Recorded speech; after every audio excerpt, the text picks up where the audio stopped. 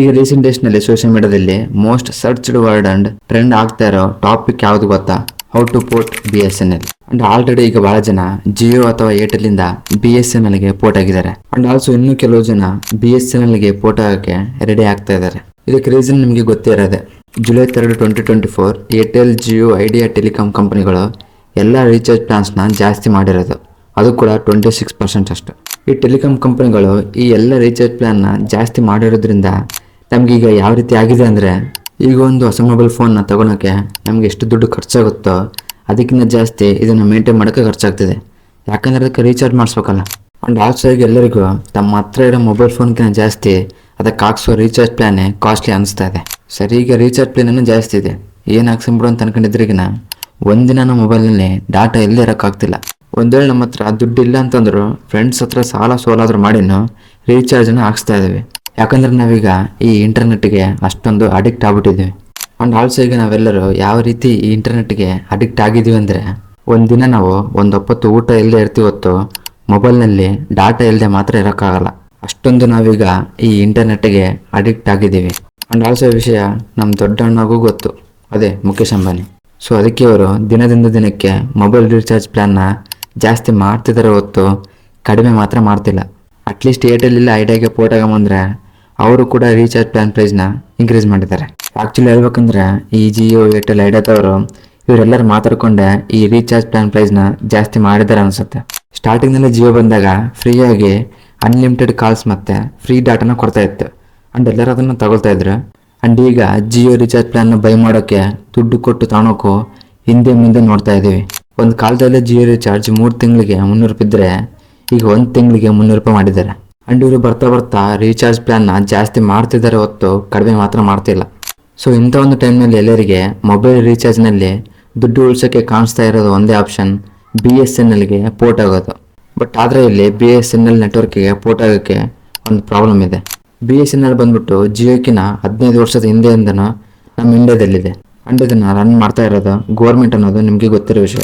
BSNL recharge plan ಜಿಯೋಕಿನ ಕಡಿಮೆ ಇದ್ರೂ ಯಾರು ಕೂಡ ಇದನ್ನ ಯೂಸ್ ಮಾಡ್ತಾ ಇಲ್ಲ. Reason low network speed. And ಇದ್ರ ಜೊತೆ BSNL ಎಂಪ್ಲಾಯ್ಸ್ ಕಸ್ಟಮರ್ ಜೊತೆ ಸರಿಯಾಗಿ ಮಾತಾಡೋದಿಲ್ಲ ಅನ್ನೋ ಒಂದು ರೂಮರ್ ಕೂಡ ಇದೆ. ಸೊ ಇಷ್ಟೆಲ್ಲ ಪ್ರಾಬ್ಲಮ್ ಈ BSNL ಟೆಲಿಕಾಂ ಕಂಪನಿಯಲ್ಲಿ ಇದ್ರೆ ಈ ನೆಟ್ವರ್ಕ್ನ ಯೂಸ್ ಮಾಡೋಕ್ಕೆ ಯಾರು ಕೂಡ ಮುಂದೆ ಬರ್ತಾ ಇಲ್ಲ. ಸೊ ಇಂಥ ಒಂದು ಟೈಮ್ನಲ್ಲಿ ಜನಗಳ ಪ್ರಾಬ್ಲಮ್ನ ದೃಷ್ಟಿಯಲ್ಲಿ ಇಟ್ಕೊಂಡು ಒನ್ ಆಫ್ ದಿ ಟಾಪ್ ಕಂಪನಿಯಾದ Tata company BSNL telecom company ಜೊತೆ ಸೇರಿ ಜನಗಳಿಗೆ ಕಡಿಮೆ ದುಡ್ಡಿನಲ್ಲಿ ಸಿಗೋ ಥರ BSNL ನೆಟ್ವರ್ಕ್ನ ಅಪ್ಡೇಟ್ ಮಾಡಿ ಭಾರತದಲ್ಲಿರೋ ಎಲ್ಲರಿಗೂ ಬೆಟರ್ ನೆಟ್ವರ್ಕ್ನ ಕೊಡೋಕ್ಕೋಸ್ಕರ Tata company BSNL telecom company ಜೊತೆ ಒಂದು ಡೀಲ್ನ ಮಾಡ್ಕೊಂಡಿದೆ. ಏನಂದ್ರೆ ಇಂಡಿಯಾದಲ್ಲಿ BSNL ನೆಟ್ವರ್ಕ್ನ ಸ್ಪೀಡ್ ಮಾಡೋಕ್ಕೋಸ್ಕರ ಟಾಟಾ ಕಂಪನಿ BSNL ಜೊತೆ 15,000 crores ಡೀಲ್ನ ಮಾಡ್ಕೊಂಡಿದೆ. ಇದರಲ್ಲಿ ಏನಂದ್ರೆ ಇಂಡಿಯಾದಲ್ಲಿರೋ ಎಲ್ಲರಿಗೂ ಎಲ್ಲ ಕಡೆ ಹೈ ಸ್ಪೀಡ್ ಇಂಟರ್ನೆಟ್ ಬರೋಕ್ಕೋಸ್ಕರ BSNL ನೆಟ್ವರ್ಕ್ ಟವರ್ಸ್ನ ಹಾಕ್ಸ್ತಾ ಇದ್ದಾರೆ. ಅಂಡ್ ಇದ್ರ ಜೊತೆ ಕಸ್ಟಮರ್ ಕೇರ್ ಸಪೋರ್ಟ್ನ ಇನ್ಕ್ರೀಸ್ ಮಾಡ್ತಾ ಇದ್ದಾರೆ.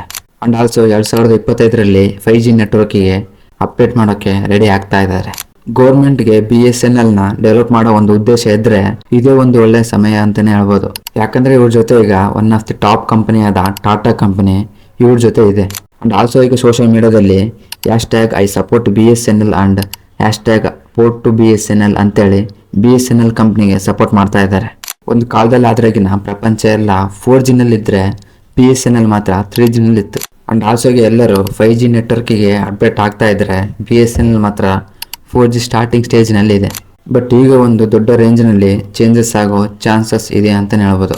ಅಂಡ್ ಆಲ್ಸೋ ಈಗ BSNL ಹೈ ಸ್ಪೀಡ್ ನೆಟ್ವರ್ಕ್ ಜೊತೆ ಕಡಿಮೆ ದುಡ್ಡಿನಲ್ಲಿ ಎಲ್ಲರಿಗೆ ಮೊಬೈಲ್ ರೀಚಾರ್ಜ್ ಪ್ಲಾನ್ನ ಕೊಡ್ತೀವಿ ಅಂತೇಳಿ ಒಂದು ಅನೌನ್ಸ್ಮೆಂಟ್ನ ಮಾಡಿದ್ದಾರೆ. ಸ್ಟಾರ್ಟಿಂಗ್ನಲ್ಲಿ ಜಿಯೋ ಬಂದಾಗ ಎಲ್ಲ ಟೆಲಿಕಾಂ ಕಂಪನಿಗಳು ರೀಚಾರ್ಜ್ ಪ್ಲಾನ್ನ ಹೇಗೆ ಕಡಿಮೆ ಮಾಡಿದ್ವೋ ಅದೇ ರೀತಿ BSNL ನೆಟ್ವರ್ಕ್ ಎಲ್ಲ ಯೂಸ್ ಮಾಡುವಾಗ ಜಿಯೋ ಅಂತ ಕಂಪನಿಗಳು ರೀಚಾರ್ಜ್ ಪ್ಲಾನ್ನ ಕಡಿಮೆ ಮಾಡೋ ಒಂದು ಚಾನ್ಸಸ್ ಇದೆ ಅಂತಾನೆ ಹೇಳ್ಬೋದು.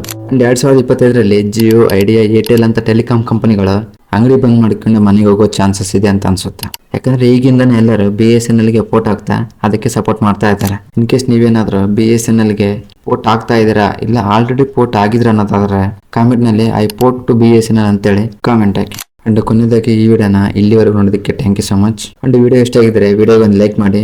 ಅಂಡ್ ಇದೇ ತರ ಇಂಟ್ರೆಸ್ಟಿಂಗ್ ವಿಡಿಯೋಸ್ಗೋಸ್ಕರ ನಮ್ಮ ಚಾನಲ್ಗೆ ಸಬ್ಸ್ಕ್ರೈಬ್ ಮಾಡ್ಕೊಳ್ಳಿ. ಅಂಡ್ ಆಲ್ರೆಡಿ ಸಬ್ಸ್ಕ್ರೈಬ್ ಮಾಡ್ಕೊಂಡಿದ್ರೆ thank you so much. And ಇರುತ್ತೆ ಇನ್ನೊಂದು ಇಂಟ್ರೆಸ್ಟಿಂಗ್ ವಿಡಿಯೋ ಜೊತೆ ಮತ್ತೆ ಸಿಗೋಣ. ಬಾಯ್.